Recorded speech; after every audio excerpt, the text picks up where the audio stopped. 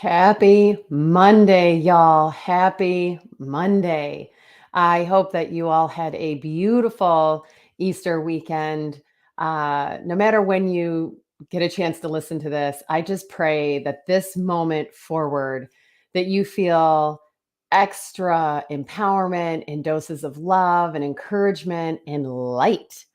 I know most of you probably know who I am, but I know I'm on some other social media spaces that maybe you're just getting to know me. My name is Tara Olette, and I love Jesus. Like I'm a wackadoo. I'm just putting it all out there. I know I can't just talk about empowerment and enrichment and just having this most full, beautiful life without giving credit where credit is due.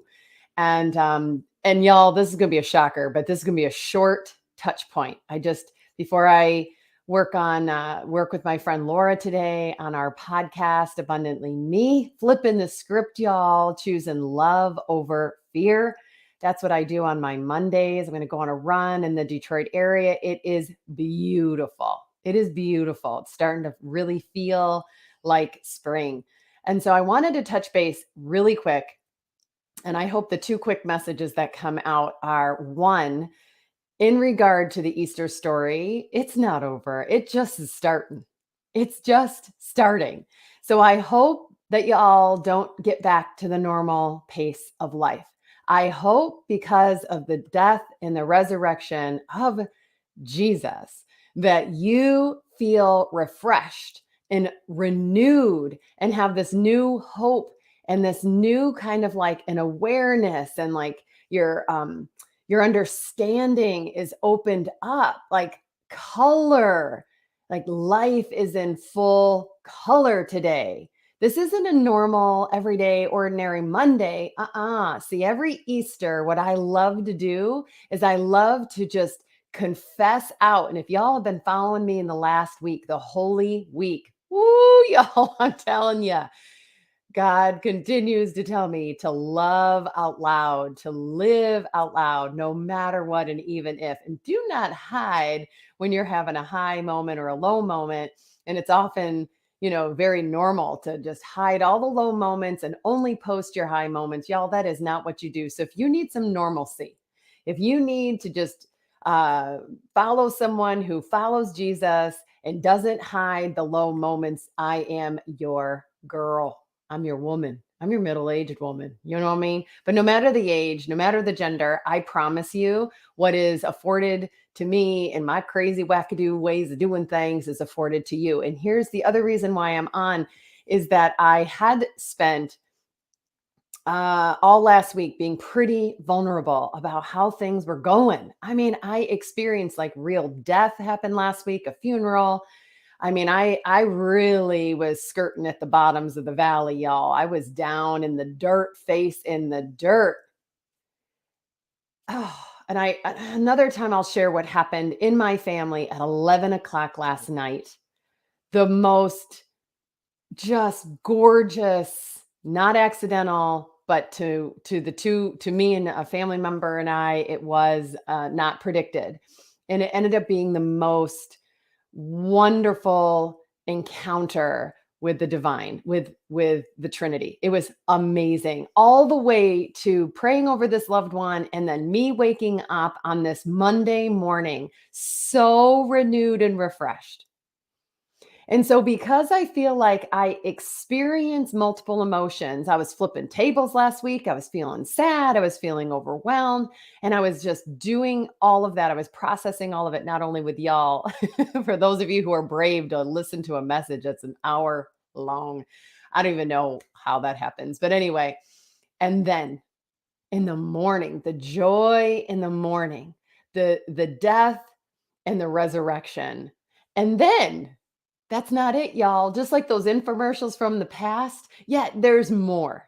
This isn't just about celebrating and or remembering and being having this reverence for Holy Week and what Jesus did for us, and then to recognize that he died for us. He died for our ding dong status, y'all. I mean, we are sinful And he died for that. He cleaned it all up for free, paid our debt. It's over, y'all. And we just say yes to that. And then the second yes is to the abundant life while we're on this side of heaven. And then the third yes, the ongoing yes, is I want the same power that worked through you to work through me. And that is like I got a booster shot all after last week. Just, just just really saying, Jesus, what do you want me to know in this Easter season for a time such as this? You've already walked before me going through spring 2023. You know what's going to happen in the rest of this year. I want to be filled up by your power because I don't want to go into this season in my own will. I just dare not. I'm all about emotions, but I don't want them dictating my responses and definitely not making me reactive.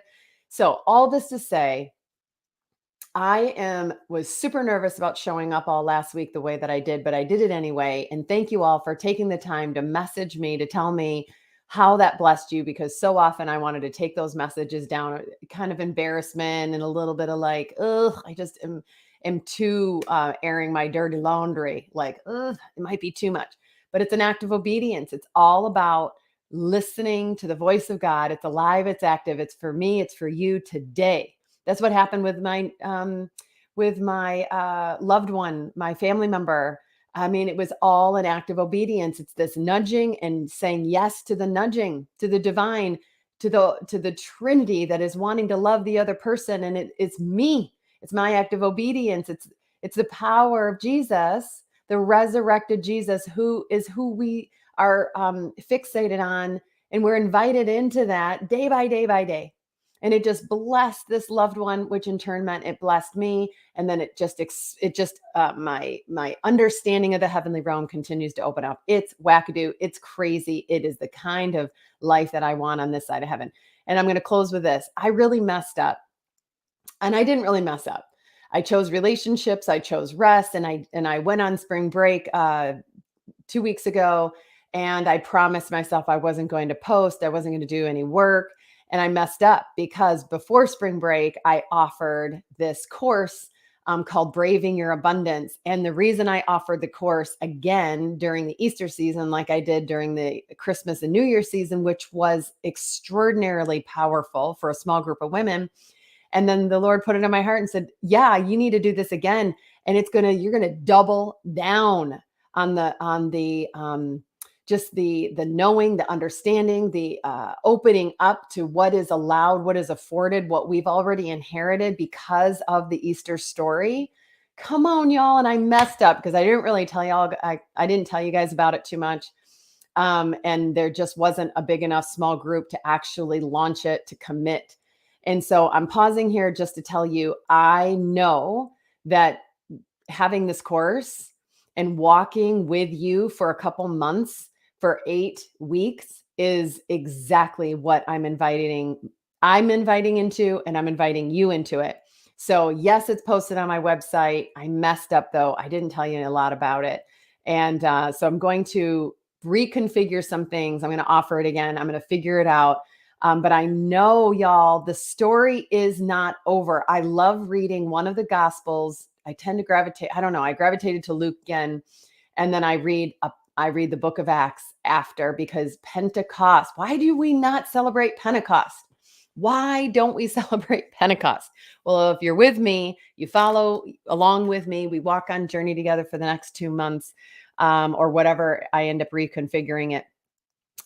It's going to give you a booster shot of power, no matter what. And even if, don't think you're disqualified, don't think your abilities or your past, what you've done or what's been done to you, disqualifies you. It actually makes you uber qualified. But listen to how the gospel, specifically with Luke, ends. Got to put my eyes on to see this, and then I'm going to let y'all go. In chapter 24, towards the end, verse 44, Jesus is saying, or actually Luke is saying, then Jesus opened their minds to understand. So I want to partner with you, because when we really celebrate Easter, the fullness of the gospel message, our understanding increases. You don't have to be a Bible scholar for you to understand more, both in the Logos written word and the Rhema, in the here and the now spoken word. And then there's more, just like those old infomercials, or maybe they're going on now. But then verse Luke and Jesus, Jesus keeps going on, talks about what the disciples' role is to keep doing, that there is a calling on your life. There's a calling on your life.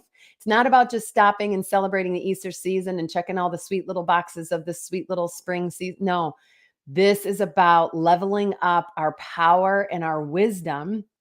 And uh, Jesus wraps up with Luke quotes Jesus in verse 49. And now, because of what Jesus did, because of what I just did for you, y'all. I know you, that was pretty terrific, but guess what? And now I will send the Holy Spirit just as my Father promised.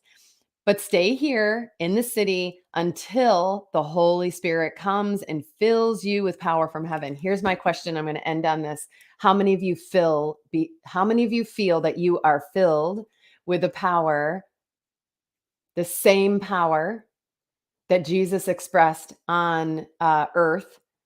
How many of you are filled with that power from heaven? How many of you are filled with the power of the Holy Spirit?